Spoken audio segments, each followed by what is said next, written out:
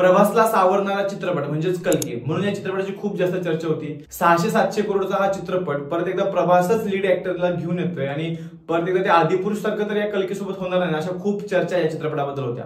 मी हा चित्रपट पाहून आलो आणि या चित्रपटाबद्दल माझं वैयक्तिक मत काय हे मी या व्हिडिओमध्ये मांडणार आहे। अशाच महत्त्वाच्या चित्रपटांबद्दल आपण आपल्या मराठी भाषेच्या चॅनलवर नेहमीच बोलत असतो, त्यामुळे चॅनलवर नवीन असाल तर चॅनलला नक्की सबस्क्राईब करा आणि हा व्हिडिओ शेवटपर्यंत नक्की बघा। जय शिवराय, मी अनुपम अंकुश कुंभार, एक मराठी माणूस। व्हिडिओच्या सुरुवातीला सांगतो की मी या चित्रपटाचे स्पॉइलर्स काही देणार नाहीये, पण हो, एका वाक्यात सांगायला गेलं तर हा चित्रपट बघण्यासारखा आहे, खूप आवडण्यासारखा नाहीये। म्हणजे माझं वैयक्तिक असं मत पडलं की या चित्रपटाच्या आधी अमेझॉन प्राईमला त्यांनी बुज्जी आणि भैरवा ही जी एक छोटीशी सिरीज काढली होती की त्या सिरीज मधून तुम्हाला चित्रपटाबद्दल थोडीशी माहिती भेटेल।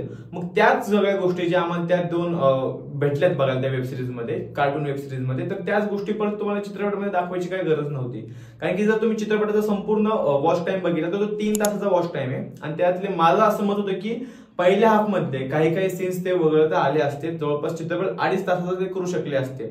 म्हणजे चित्रपटामध्ये काही रोल्सची काहीच म्हणजे गरज नसताना ते चित्रपटामध्ये ऍड केलेले आहेत, जसं की दिशा पाटणी, तिचा जो काही 5 ते 6 मिनिटाचा चित्रपटामध्ये रोल आहे, काही एक गरज नव्हती तिची। आणि तो रोल बघताना किंवा त्याची जशी दिशा पाटणी या चित्रपटामध्ये येते, अख्ख्या चित्रपटाचा जो काही हाईप होती किंवा चित्रपटाची जे काही मजा होती सगळी उतरायला चालू होते। आता मी या चित्रपटाबद्दल सगळ्या वाईट गोष्टी सांगतोय असं जर तुम्हाला वाटत असेल तर असं नाहीये, चित्रपटामध्ये चांगल्या गोष्टी आहेत, पण त्या सर्व चांगल्या गोष्टी इंटरव्हलच्या पहिले 10 मिनिटाला चालू होतात, ते इंटरव्हल संपल्यानंतर पिक्चर संपेपर्यंत चालू होतात। म्हणजे पहिला हाफ जो आहे खूप जास्त बोरिंग आहे, म्हणजे तुम्हाला हा चित्रपट खूप जास्त आवडेल देखील, पण तुम्हाला पहिला हाफ बसून काढावा लागेल। चित्रपट एवढा अजिबात चांगला नाहीये पहिल्या हाफ मध्ये, असं मी सरळ सांगू शकतो। कारण की त्यांना जे काही स्टोरी लाईन बिल्ड करायची होती, कॅरेक्टर सोबत आपली ओळख करून द्यायची, त्याच्यामध्ये खूप जास्त फेल गेले।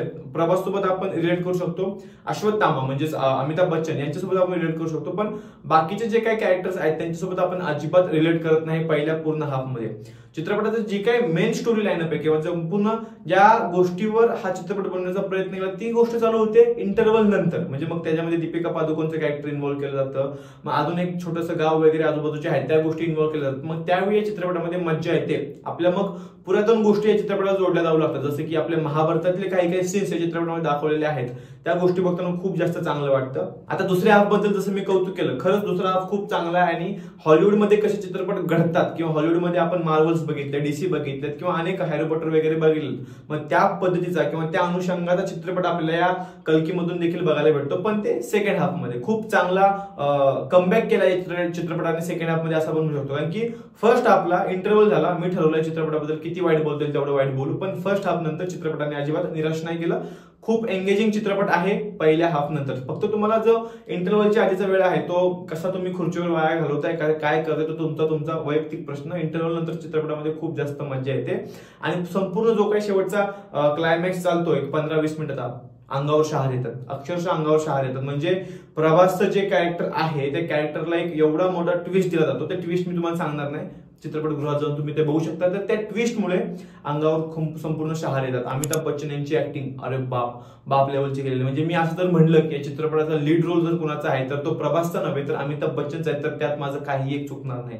कमल हासन यांचा खूप छोटा रोल आहे, पण त्या छोट्याशा रोल मधून त्यांनी खूप जास्त मोठा इम्पॅक्ट पाडलेला आहे। आणि हो, साहजिकच आपल्याला माहिती होतं की हा चित्रपटाचा फक्त संपूर्ण चित्रपट ह्या कल्की युनिव्हर्सचा पहिला भाग असणार आहे, याच्या पुढे देखील चित्रपटाचे भाग येणार आहेत। स्टोरी अर्धवट ठेवलेली आहे शेवटी देखील, त्यामुळे पुढचा पार्ट कधी येतोय हे बघण्यासारखं असेल। आणि त्यासोबत चित्रपटाबद्दल सांगायला गेलं तर मी फक्त आता सेकंड हाफ बद्दलच बोलणार आहे, फर्स्ट हाफ बद्दल बोलण्यासारखं काही नाहीये।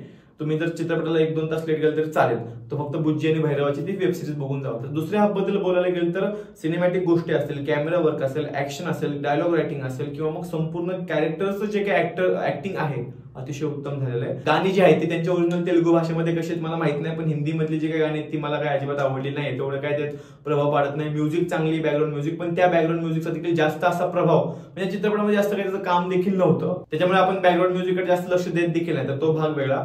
उरली गोष्ट बजेटनुसार चित्रपट बनलाय का, तर हो नक्कीच 600-700 करोडचा हा जो संपूर्ण चित्रपट आहे, बजेट आहे, त्या अनुषंगाने चित्रपट खूप चांगला बनलेला आहे। याच्या आधी आपण एक 600 करोडचा चित्रपट बघितला, तो कसा तोंडावर पडला हे देखील आपण बघितलं, पण त्या अनुषंगाने किंवा त्याच्यासोबत तुलना करायला गेलं तर हा चित्रपट खूप उत्तम आणि अतिशय भारी पद्धतीने बनवला. म्हणजे जसं मी म्हटलं, मार्वल सोबत मी कुठेतरी कंपॅरिझन करतोय, कदाचित माझं हे चुकीचं असेल, पण त्या लेवलला मॅच करण्याचा प्रयत्न कल्कीने केला, नक्कीच मी असं म्हणू शकतो. आणि या चित्रपटाकडे बघणारा असं देखील एक ऑडियन्स वर्ग आहे की आपल्या पुरातन गोष्टी ज्या आहेत त्या कशा पद्धतीने दाखवल्या गेलेल्या आहेत. तर जिथपर्यंत मला माहिती आहे, कल्कीच्या आणि कलीच्या ज्या काय पुरातन गोष्टी आहेत, ज्या अनुषंगाने ते भविष्यात गोष्टी घडतील, कलियुगात गोष्टी असं दाखवण्याचा प्रयत्न केलेला आहे आपल्या पुरातनमध्ये, त्याच्यापेक्षा थोडंसं वर खाली या ह्याच्यामध्ये केलं किंवा अनेक नवीन नवीन कॅरेक्टर्स कदाचित पुरातनमध्ये नसताना देखील याच्यामध्ये लिहिले गेलेले आहेत, असं माझं वैयक्तिक मत आहे.